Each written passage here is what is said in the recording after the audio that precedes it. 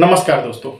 महंगाई एक ऐसा विषय है जो हर एक इनकम वर्ग के लोगों को और हर एक परिवार को जो है छूता है। अगर महंगाई बेलगाम हो जाए, अगर हद से ज्यादा हो जाए और अगर आपकी आवश्यकता की चीज आपके पॉकेट से बाहर हो जाए तो ये सच में एक बड़ी समस्या है। देश का अपेक्स बैंक, देश का सबसे बड़ा बैंक और बैंकों का bank reserve bank of India कुछ हद तक अपने कुछ पावरफुल टूल्स के माध्यम से कोशिश करता है कि इस देश के अंदर महंगाई को नियंत्रित किया जा सके। आज के इस वीडियो में हम लोग उन्हीं दो पावरफुल टूल्स के बारे में बात करेंगे जिसके माध्यम से रिजर्व बैंक ऑफ इंडिया देश में महंगाई को नियंत्रित करने की कोशिश करता है। दोस्तों, आज के वीडियो में हम लोग बात करेंगे सीआरआर और एसएलआर के माध्यम से, यानी कि कैश रिजर्व रेशियो और स्टैट्यूटरी लिक्विडिटी रेशियोज के बारे में। हम जानेंगे कि ये दो रेशियोज क्या हैं। हम ये जानने की कोशिश करेंगे कि reserve bank of India in दो रेशियोज के माध्यम से किस तरीके से मार्केट में महंगाई को नियंत्रित करता है, और हम ये भी जानने की कोशिश करेंगे कि सीआरआर और एसएलआर का देश के ग्रोथ और देश की महंगाई दोनों में किस तरीके से प्रभाव पड़ता है। तो दोस्तों, शुरुआत करते हैं। जैसा कि नाम से पता है, सीआरआर यानी कि कैश रिजर्व रेशियो और एसएलआर यानी स्टैट्यूटरी लिक्विडिटी रेशियो, बेसिकली देश में जो बैंक्स होते हैं उनका जो व्यापार होता है। सो इन दो रेशियोज को समझने से पहले ये समझना बहुत जरूरी है कि बैंकों का व्यापार, बैंक अपनी अर्निंग किस तरीके से चलाते हैं, किस तरीके से कमाते हैं। बेसिकली बैंक क्या करते हैं, वो उन लोगों से जिनके पास सरप्लस में फंड है, जिनके पास पैसा है और वो समझ नहीं पा रहे उसे निवेश कहां पे करना है, और वे ये चाहते हैं कि इस पैसे को कहीं पर ऐसी जगह पर रख दिया जाए जिससे उनको थोड़ी बहुत अर्निंग होती रहे। सो ऐसे लोग जिनके पास सरप्लस में फंड है उनसे डिपॉजिट्स के तौर पर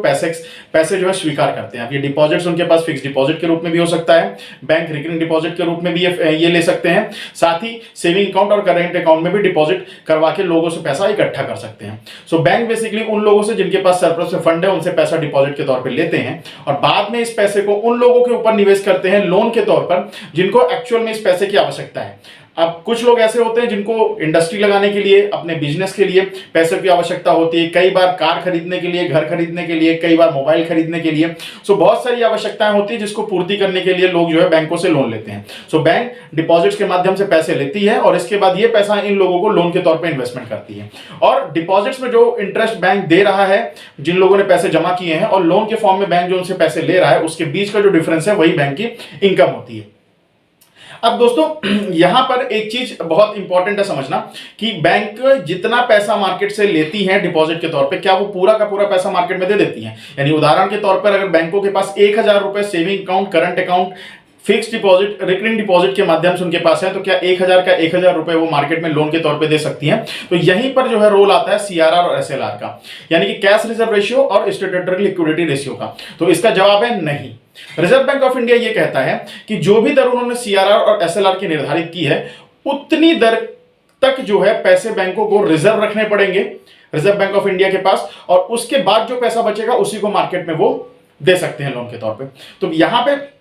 मैं आपको इसको एक उदाहरण के माध्यम से समझाता हूं कि अगर रिजर्व बैंक ऑफ इंडिया ने सीआरआर को 5% रखा हुआ है और एसएलआर को 25% रखा हुआ है, और बैंकों के पास अगर 1000 रुपए जो है डिपॉजिट के तौर पर आया हुआ है, तो 1000 का 5% यानी कि 50 रुपए और एसएलआर का 25%, एसएलआर जो 25% है तो 1000 का 25% यानी 250 रुपए। सो बैंकों के पास 1000 रुपए के डिपॉजिट्स में से उनको 250 रुपए एसएलआर के तौर पर और 50 रुपए सीआरआर के तौर पर, यानी कि 300 रुपए रोक कर उनके पास जो 700 रुपए बचेगा वो 700 रुपए ही मार्केट में लोन के तौर पर दे सकते हैं। सो एसएलआर और सीआरआर एक तरह का रिजर्व डिपॉजिट है जो आरबीआई निर्धारित करती है, ताकि बैंकों के पास जितना भी पैसा डिपॉजिट के तौर पर आए वो पूरा का पूरा मार्केट में वो लोन के तौर पे ना दें, और इमरजेंसी और कंटीजेंसीज की कंडीशन में बैंकों के पास एटलीस्ट इतना पैसा अवेलेबल हो ताकि उनका कामकाज चल सके, और जो जिन्होंने डिपॉजिट किया और उनको पैसे की आवश्यकता हो तो कुछ हद तक उसको पूरा किया जा सके। सो सीआरआर और एसएलआर एक तरह का रिजर्व है, जैसा कि मैंने आपको एक्सप्लेन किया। अब यहां पर एक बात ये आती है कि सीआरआर और एसएलआर में क्या फर्क है। तो एक छोटा सा फर्क है। पहला ये कि जैसा कैश रिजर्व रेशियो नाम से स्पष्ट है,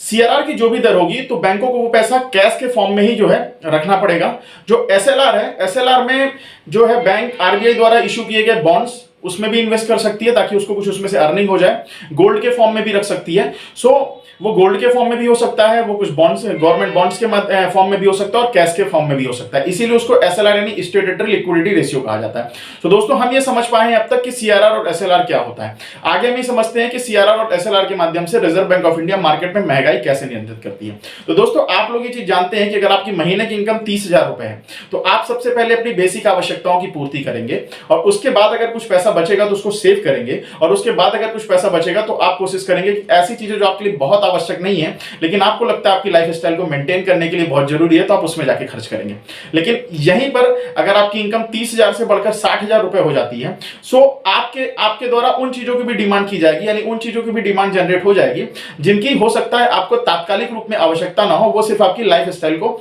मेंटेन करने के लिए हो। साथ ही साथ कई बार यह भी देखा जाता है कि अगर आपके पास पैसे कम है, आप मार्केट में जाते हैं खरीदारी करने के लिए, तो चूंकि पैसे का मूल्य आपके लिए ज्यादा होता है वो कम है, सो इस वजह से आप जो चीज 1,000 रुपए की होगी उसमें भी थोड़ा बहुत मोलभाव कर लेंगे। लेकिन अगर आपके पास पैसे की अवेलेबिलिटी बहुत ज्यादा हो जाएगी तो कई बार आप मोलभाव भी नहीं करते। यानी कि कुल मिलाकर इस एग्जाम्पल से मैं ये समझाने की कोशिश करता हूं कि अगर पैसा आपके पास ज्यादा है तो उसका मूल्य आपके लिए काफी कम हो जाता है, और अगर पैसा आपके पास कम होता है सो आप उसको काफी सोच समझ के खर्च करते हैं। यही कॉन्सेप्ट देश की इकोनॉमी में भी होता है। सो मार्केट में अगर हद से ज्यादा लोन की अवेलेबिलिटी होगी, अगर बैंकों के पास ज्यादा पैसा देने के लिए होगा तो बैंक उसे सस्ती दरों में पैसा देंगे। कारण उसके पीछे यह है कि 1,000 रुपए डिपॉजिट लेने के लिए बैंकों को जितना खर्चा करना पड़ा है, अगर सीआरआर और एसएलआर की दर कम हो, यानी कि मान लीजिए 1,000 रुपए में से बैंकों को यह छूट मिल जाए कि आपको केवल 10% रिजर्व करना है और 900 रुपए मार्केट में देना है, तो 1,000 रुपए डिपॉजिट के तौर पर लेने के लिए बैंकों को जितना खर्चा करना पड़ा है उससे उस खर्चे को कवर करने के लिए उनको वो लोन के तौर पर 900 रुपए दे सकते हैं। लेकिन सीआरआर और एसएलआर की दर अगर 30% है तो उस कंडीशन में 1,000 रुपए में जो खर्च उनको आया है उसको उस खर्चे को रिकवर करने के लिए और इनकम कमाने के लिए बैंकों के पास मात्र 700 रुपए बचे हुए हैं। सो अब बैंक यहां पे ज्यादा ब्याज दरों से जो है मार्केट में पैसा देंगे। सो अगर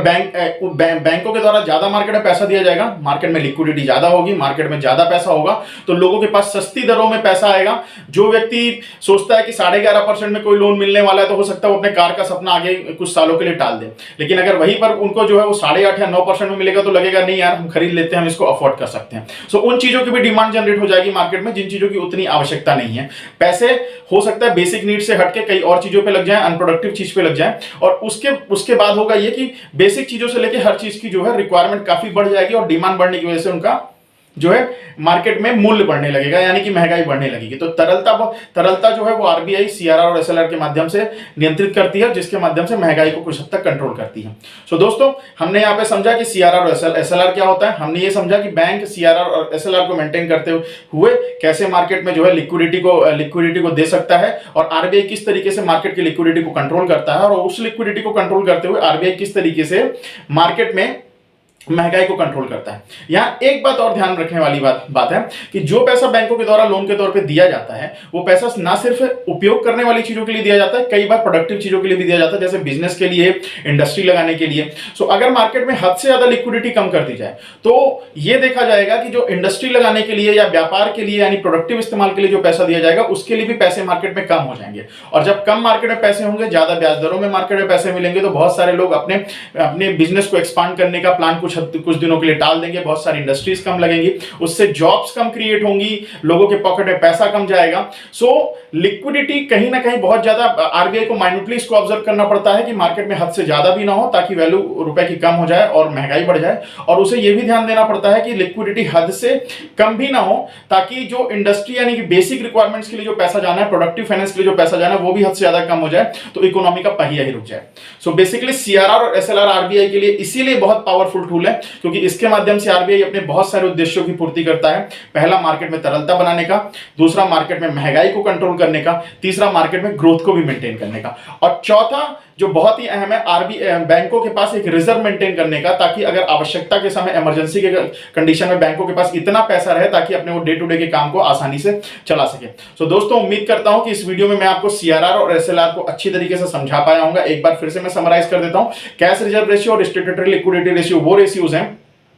जिसके माध्यम से रिजर्व बैंक ऑफ इंडिया ये निर्धारित करता है कि बैंकों के पास जितना भी पैसा डिपॉजिट्स के तौर पर आया है उसमें से उस राशि को रोककर बाकी राशि ही वो मार्केट में लोन के तौर पर दे सकते हैं। सो सीआरआर और एसएलआर अगर 25% और सीआरआर 5% यानी 30% का सीआरआर एसएलआर है, तो बैंकों के पास अगर डिपॉजिट के तौर पर 1,000 रुपए है तो उसमें से केवल 700 रुपए मार्केट में वो लोन के तौर पर दे सकते हैं। उम्मीद करता हूं ये वीडियो आपको पसंद आई होगी और आप एसएलआर और सीआरआर को अच्छी तरीके से जान गए होंगे, और आप ये भी जान गए होंगे कि रिजर्व बैंक ऑफ इंडिया इस सीआरआर और एसएलआर के माध्यम माध्यम से किस तरीके से मार्केट में अपने बहुत सारे ऑब्जेक्टिव्स को पूरा करती है, जो देश की ग्रोथ के लिए बहुत ज्यादा आवश्यक होते हैं। इस तरह की और भी बहुत सारे वीडियोस मेरे चैनल पर हैं जो आपके लिए आपके फाइनेंस से रिलेटेड नॉलेज को, इसके अलावा आपके लाइफ चेंजिंग या बिहेवियर चेंजेस को लेकर बहुत सारी वीडियोस हैं जो आपको काफी यूजफुल रहेंगी। आप मेरे चैनल को सब्सक्राइब कर लीजिए, मेरे नोटिफिकेशंस को भी ऑन कर लीजिए ताकि मेरी हर वीडियोस का नोटिफिकेशन आपको आता रहे और जब भी आपके पास समय हो आप एक क्वालिटी कंटेंट जो है आप देख पाएं। Thank you so much.